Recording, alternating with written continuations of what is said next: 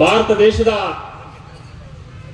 ಬಹುಜನರಿಗೆ ಇಲ್ಲಿವರೆಗೂ ಸಂಕ್ರಾಂತಿ ಅನ್ನೋದೇ ಕಂಡಿಲ್ಲ. ಸಂಕ್ರಾಂತಿ ಅಂತಂದ್ರೆ ಬಹಳ ಸಂಭ್ರಮ, ಸಡಗರ, 100 ಎಕರೆ ಭೂಮಿಯನ್ನ ಹೊಂದಿದ್ದು ದವಸ ಧಾನ್ಯಗಳನ್ನ ಕಣದಲ್ಲಿ ತುಂಬಿಕೊಂಡು ಜಮೀನ್ದಾರಗಳಾಗಿ ಒಕ್ಕಲಾಟ ಮಾಡಿರ್ತಕ್ಕಂಥ ಒಂದು ರಾಶಿಯನ್ನ ಪೂಜೆ ಮಾಡ್ಕೊಂಡು, ಎತ್ತುಗಳನ್ನ ಪೂಜೆ ಮಾಡ್ಕೊಂಡು ಬಹಳ ಸಂಭ್ರಮಿಸ್ತಕ್ಕಂಥ ಸಿಹಿಯನ್ನ, ಕಬ್ಬನ್ನ ತಿನ್ಕೊಂಡು, ಎಳ್ಳು ಬೆಲ್ಲವನ್ನ ತಿನ್ಕೊಂಡು ಸಂಭ್ರಮ ಪಡ್ತಕ್ಕಂಥ ಸಂದರ್ಭ. ಆದರೆ ಈ ಒಂದು ಸಂಭ್ರಮ ಭಾರತ ದೇಶದ ಬಹುಜನರಲ್ಲಿ ಕಾಣಕ್ಕೆ ಸಾಧ್ಯ ಆಗಿಲ್ಲ. ನಮಗೆ ಸಂಕ್ರಾಂತಿ ಅಂತಂದ್ರೆ ಅಕ್ಕ ಮಾಯಾವತಿಯವರ ಹುಟ್ಟುಹಬ್ಬನೇ ನಮಗೆ ಸಂಕ್ರಾಂತಿ. ಕರ್ನಾಟಕ ರಾಜ್ಯದ ಸಂಯೋಜಕರು, ನಿಮ್ಮೆಲ್ಲರಿಗೂ ಕೂಡ ಮಾರ್ಗದರ್ಶಕರು, ಹಾಗೇನೆ ಸುಮಾರು 15-20 ದಿನಗಳಿಂದ ಈ ಕಾರ್ಯಕ್ರಮವನ್ನು ಆಯೋಜಿಸಿಕೆ ಯಾವಾಗಲೂ ಚನ್ನಪಟ್ಟಣಕ್ಕೆ ಬಂದು ಹಳ್ಳಿಗಳಿಗೆ ತಿರುಗಿ ನಮ್ಮ ಜೊತೆ ಆರ್ಥಿಕ ಸಹಯೋಗದಲ್ಲಿ ಭಾಗವಹಿಸಿ ನಮಗೆ ಮಾರ್ಗದರ್ಶನ ನೀಡಿದರು. ಹಾಗೇನೆ ಅಭಿನಂದನೆ ಕೂಡ ಸಲ್ಲಿಸ್ತಾ ಇದ್ದಾರೆ.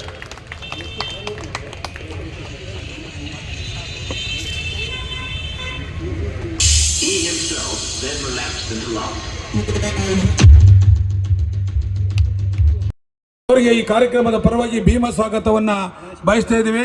ಹಾಗೆ ಹೊಳೆನರಸೀಪುರ ವಿಧಾನಸಭಾ ಕ್ಷೇತ್ರದ ಅಧ್ಯಕ್ಷರು ಲಕ್ಷ್ಮಣ್ ಕೀರ್ತಿ ಅವರಿಂದ ಸನ್ಮಾನ ತಾರೇಶ್ ಅವರಿಂದ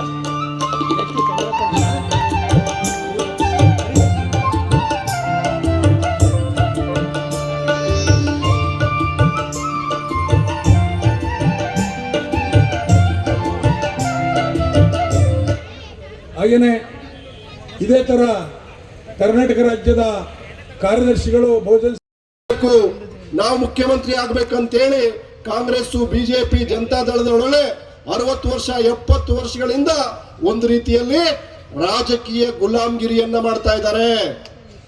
ಹೈಕಮಾಂಡ್ಗಳ ಚಮಚಾಗಿರಿಯನ್ನ ಮಾಡ್ತಾ ಇದ್ದಾರೆ. ಯಾವ ಲೆವೆಲ್ಗೆ ಅಂದ್ರೆ 80 ವರ್ಷ ವಯಸ್ಸಾಗಿರ್ತಕ್ಕಂಥ ಅತ್ಯಂತ ಹಿರಿಯ ನಾಯಕರೊಬ್ರು ಕರ್ನಾಟಕದಲ್ಲಿ ಕಾಂಗ್ರೆಸ್ ಪಕ್ಷಕ್ಕೆ ರಾಷ್ಟ್ರೀಯ ಅಧ್ಯಕ್ಷರಾಗಿದ್ದಾರೆ.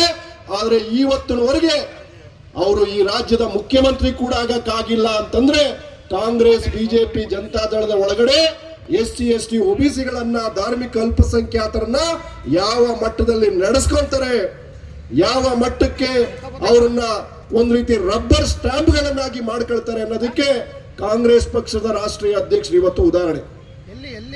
ಸೊ ಇಂಥ ರಾಜಕೀಯ ವ್ಯವಸ್ಥೆ ಒಳಗಡೆ ಇವತ್ತು 2500ಕ್ಕೂ ಹೆಚ್ಚು ರಾಜಕೀಯ ಪಕ್ಷಗಳು ಚುನಾವಣಾ ಆಯೋಗದಲ್ಲಿ ನೋಂದಾವಣೆ ಆಗಿವೆ. ಆ 2500ಕ್ಕಿಂತ ಹೆಚ್ಚು ರಾಜಕೀಯ ಪಕ್ಷಗಳಲ್ಲಿ ಕೇವಲ 6 ಪಕ್ಷಗಳು ಮಾತ್ರ ರಾಷ್ಟ್ರೀಯ ಪಕ್ಷಗಳಾಗಿವೆ. ಆ 6 ಪಕ್ಷಗಳಲ್ಲಿ ಬಹುಜನ ಸಮಾಜ ಪಾರ್ಟಿ ಈ ದೇಶದ 3ನೇ ಅತಿ ದೊಡ್ಡ ರಾಜಕೀಯ ಪಕ್ಷ, ರಾಷ್ಟ್ರೀಯ ಪಕ್ಷ ಅಂತಕ್ಕಂಥದ್ದು ನಿಮ್ಮೆಲ್ಲರಿಗೂ ಹೆಮ್ಮೆ ತರತಕ್ಕಂಥ ಸಂಗತಿ. ಈ ಬಹುಜನ್ ಸಮಾಜ್ ಪಾರ್ಟಿಯನ್ನ 3ನೇ ಅತಿ ದೊಡ್ಡ ರಾಷ್ಟ್ರೀಯ ಪಕ್ಷವನ್ನಾಗಿ ಮಾಡಿದಂಥದ್ದು ಮಾನ್ಯವರು ದಾದಾ ಸಾಹೇಬ್ ಕಾಂಚರಾಮ್ಜಿ ಅವರು ಮತ್ತು ನಮ್ಮೆಲ್ಲರ ನೆಚ್ಚಿನ ನಾಯಕಿ, ಉಕ್ಕಿನ ಮಹಿಳೆ ಅಕ್ಕ ಮಾಯಾವತಿ ಅಂತಕ್ಕಂಥದ್ದನ್ನ ನಾವೆಲ್ಲ ಕೂಡ ಅರ್ಥ ಮಾಡ್ಕೊಬೇಕು. ಸೊ ಬಂಧುಗಳೇ, ಇವತ್ತು ಈ ದೇಶದಲ್ಲಿ ಹಿಂದುಳಿದ ಜಾತಿಗಳು ಯಾವನೊಬ್ಬ ಫೇಸ್ಬುಕ್ನಲ್ಲಿ, ಸೋಷಿಯಲ್ ಮೀಡಿಯಾದಲ್ಲಿ ಗುಲಾಮರ ಅಪ್ಪ ಅಂತ ಒಂದು ಐಡಿಯನ್ನ ಕ್ರಿಯೇಟ್ ಮಾಡಿಕೊಂಡು ನಿರಂತರವಾಗಿ ಬಾಬಾ ಸಾಹೇಬ್ ಅಂಬೇಡ್ಕರ್ಗೆ ಅಪಮಾನ ಮಾಡ್ತಕ್ಕಂಥ ಲೇಖನಗಳನ್ನ ಬರೀತಾ ಇದ್ದಾನೆ, ಟೀಕೆ ಮಾಡ್ತಾ ಇದ್ದಾನೆ. ನೋಡ್ರಿ, ಒಬ್ಬ ಶೆಡ್ಯೂಲ್ ಕಾಸ್ಟ್ ಗೃಹ ಮಂತ್ರಿ ಡಾಕ್ಟರ್ G. ಪರಮೇಶ್ವರ್, ನಾನೇ ದಲಿತ ಅಂತಕ್ಕಂಥ ಅಹಿಂದ ಮುಖ್ಯಮಂತ್ರಿ ಸಿದ್ದರಾಮಯ್ಯ, ನಾವು ಹಿಂದುಳಿದ ಜಾತಿಗಳ ಪರ ಅಹಿಂದ ಸರ್ಕಾರ ನಮ್ದು ಅಂತ ಹೇಳ್ತಕ್ಕಂಥ ಕಾಂಗ್ರೆಸ್ಸು, ಆ ಕಾಂಗ್ರೆಸ್ಗೆ ರಾಷ್ಟ್ರೀಯ ಅಧ್ಯಕ್ಷ ಒಬ್ಬ ದಲಿತ ಮಲ್ಲಿಕಾರ್ಜುನ್ ಖರ್ಗೆ, ಇಷ್ಟೆಲ್ಲ ಇದ್ದುಕೊಂಡು ಬಾಬಾ ಸಾಹೇಬರಿಗೆ ನಿರಂತರವಾಗಿ ಅವಮಾನ ಮಾಡ್ತಾ ಇದ್ದಾರೆ. ಆ ಐಡಿಯನ್ನ ಬ್ಯಾನ್ ಮಾಡೋಕ್ಕಾಗಿಲ್ಲ.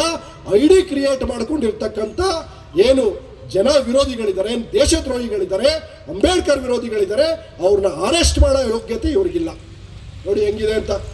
ಅದೇ ಉತ್ತರ ಪ್ರದೇಶದಲ್ಲಿ ಅಕ್ಕ ಮಾಯಾವತಿ ಮುಖ್ಯಮಂತ್ರಿ ಆಗಿದ್ದಾಗ ಯಾರಾದರೂ ಮಹಿಳೆಯರ ಮೇಲೆ, ಹಿಂದುಳಿದ ಜಾತಿಗಳ ಮೇಲೆ, ಧಾರ್ಮಿಕ ಅಲ್ಪಸಂಖ್ಯಾತರುಗಳ ಮೇಲೆ, SC, STಗಳ ಮೇಲೆ, ರೈತರ ಮೇಲೆ ಯಾರು ದಬ್ಬಾಳಿಕೆ ಮಾಡಿದ್ರೆ 24 ಗಂಟೆ ಒಳಗಡೆ ಅವನೆಂಥ ದೊಡ್ಡ ವ್ಯಕ್ತಿ ಆಗಿದ್ರು ಒದ್ದು ಜೈಲಿಗೆ ಹಾಕ್ತಾ ಇದ್ರು. ಯಾವ ಲೆವೆಲ್ಗೆ ಅಂದರೆ 11 ಜನ MLAಗಳು 3 ಜನ MP ಗಳನ್ನ ಅಕ್ಕ ಮಾಯಾವತಿ ಜೈಲಿಗೆ ಹಾಕಿದ್ರು. ಅಷ್ಟು ತಾಕತ್ತು, ಲ್ಯಾಂಡ್ ಆರ್ಡರ್ನ ಕಾಪಾಡತಕ್ಕಂಥ ಶಕ್ತಿ ಇರ್ತಕ್ಕಂಥದ್ದು ಅಕ್ಕ ಮಾಯಾವತಿ ಅವರಿಗೆ ಮಾತ್ರ. ಬಹುಜನ್ ಸಮಾಜ್ ಪಾರ್ಟಿಗೆ ಮಾತ್ರ ಆ ತಾಕತ್ ಬರ್ಲಿಕ್ಕೆ ಸಾಧ್ಯ. ಯಾಕೆ ಅಂತಂದ್ರೆ ಬಹುಜನ್ ಸಮಾಜ್ ಪಾರ್ಟಿ ಏನು ಬಾಬಾ ಸಾಹೇಬ್ ಅಂಬೇಡ್ಕರ್ ಸಂವಿಧಾನವನ್ನ ಗೌರವಿಸ್ತಕ್ಕಂಥ, ಬಾಬಾ ಸಾಹೇಬ್ ಅಂಬೇಡ್ಕರ್ ಸಂವಿಧಾನವನ್ನ ಜಾರಿ ಮಾಡ್ತಕ್ಕಂಥ ಏಕೈಕ ಉದ್ದೇಶ ಇಟ್ಕೊಂಡು ಪ್ರಾರಂಭ ಮಾಡಿರ್ತಕ್ಕಂಥದ್ದು ಬಹುಜನ್ ಸಮಾಜ್ ಪಾರ್ಟಿ. ಅಷ್ಟೇ ಅಲ್ಲ, ಇವತ್ತು ಸರ್ಕಾರಿ ಉದ್ಯೋಗಗಳೆಲ್ಲ ಅಂತಾರೆ ಕಾಂಗ್ರೆಸ್ನವರು, ಅದರಲ್ಲೂ ಮಾನ್ಯ ಸಿದ್ದರಾಮಯ್ಯನವರು. ಇವತ್ತಿಗೂ ಕೂಡ ರಾಜ್ಯದಲ್ಲಿ 3 ಲಕ್ಷ ಸರ್ಕಾರಿ ಉದ್ಯೋಗ ಖಾಲಿ ಇದೆ. 2023ರಲ್ಲಿ ಪ್ರಣಾಳಿಕೆ ಏನು ಮಾಡಿದ್ರು, ನಾವು ಅಧಿಕಾರಕ್ಕೆ ಬಂದ್ರೆ ಖಾಲಿ ಇರ್ತಕ್ಕಂಥ ಎಲ್ಲ ಸರ್ಕಾರಿ ಉದ್ಯೋಗಗಳನ್ನ ಭರ್ತಿ ಮಾಡ್ತೀವಿ ಅಂತ ಹೇಳಿದ್ರು. ಭರ್ತಿ ಮಾಡಿಲ್ಲ.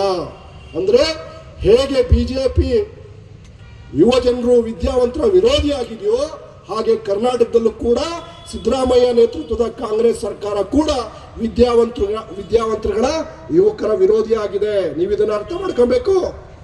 5 kg ಅಕ್ಕಿ ಕೊಡೋದ್ರಿಂದ ಬಡತನ ಹೋಗಲ್ಲ. ಮಹಿಳೆಯರ ಖಾತೆಗೆ 2,000 ಕೊಡೋದ್ರಿಂದ ಬಡತನ ಹೋಗಲ್ಲ. ಆ ಬಡತನ ಹೋಗ್ಬೇಕಾ, ಆ ಮನೇಲಿರ್ತಕ್ಕಂಥ degree, PUC, diploma, master degree ಓದ್ಕೊಂಡಿರ್ತಕ್ಕಂಥ, ಎಂಜಿನಿಯರಿಂಗ್ ಮಾಡ್ಕೊಂಡಿರ್ತಕ್ಕಂಥ ಏನು ಆ ಮಕ್ಕಳಿದ್ದಾರೆ, ವಿದ್ಯಾವಂತ ಯುವತಿಯರಿದ್ದಾರೆ, ಅವ್ರಿಗೆ ಉದ್ಯೋಗ ಕೊಟ್ರೆ ಈ ದೇಶದ, ಈ ರಾಜ್ಯದ ಬಡತನ ತುಡುಗುತ್ತೆ. ಆ ಕೆಲಸವನ್ನ ಕೇಂದ್ರನೂ ಮಾಡ್ತಾ ಇಲ್ಲ, ರಾಜ್ಯನೂ ಮಾಡ್ತಾ ಇಲ್ಲ. ಅಂತ ಕಾಲಘಟ್ಟದಲ್ಲಿ ಅಕ್ಕ ಮಾಯಾವತಿ ಯಾಕೆ ಇಂಪಾರ್ಟೆಂಟ್ ಆಗ್ತಾರೆ ಅಂತ ಹೇಳಿದ್ರೆ, ನೋಡಿ, ಅಕ್ಕ ಮಾಯಾವತಿ 4 ಸಾರಿ ಮುಖ್ಯಮಂತ್ರಿಯಾಗಿ ಉತ್ತರ ಪ್ರದೇಶದೊಳಗಡೆ 23.5 ಲಕ್ಷ ಜನರಿಗೆ ಸರ್ಕಾರಿ ನೌಕರಿ ಕೊಟ್ಟಿದ್ರು. ಎಷ್ಟು? 23.5 ಲಕ್ಷ. ಪ್ರಧಾನಿ 12 ವರ್ಷ ಆಗಿದೆ ನರೇಂದ್ರ ಮೋದಿ, ಕೇಂದ್ರದಲ್ಲಿ 23 ಲಕ್ಷ ಸರ್ಕಾರಿ ಉದ್ಯೋಗ ಭರ್ತಿ ಮಾಡಿಲ್ಲ. ಆದ್ರೆ ಅಕ್ಕ ಮಾಯಾವತಿ ಉತ್ತರ ಪ್ರದೇಶ 1ರಲ್ಲಿ ಎಲ್ಲಾ ಜಾತಿಯ ಜನರಿಗೆ 23 ಲಕ್ಷ ಸರ್ಕಾರಿ ಉದ್ಯೋಗವನ್ನ ಭರ್ತಿ ಮಾಡಿದ್ರು. ಈಗ ಅರ್ಥ ಆಯ್ತಾ ಯಾಕೆ ಅಕ್ಕ ಮಾಯಾವತಿ ದೇಶಕ್ಕೆ ಪ್ರೈಮ್ ಮಿನಿಸ್ಟರ್ ಆಗ್ಬೇಕಂತ? ಈ ದೇಶದ ಬಡವರಿಗೆ, ಹಿಂದುಳಿದ ಜಾತಿಗಳಿಗೆ, ಅವರ ಮಕ್ಕಳಿಗೆ ಉದ್ಯೋಗ ಬೇಕು ಅಂದ್ರೆ ಅಕ್ಕ ಮಾಯಾವತಿ ದೇಶಕ್ಕೆ ಪ್ರೈಮ್ ಮಿನಿಸ್ಟರ್ ಆಗಬೇಕು. ಇನ್ನು ಭೂಮಿ ನೋಡಿ, ಇವತ್ತು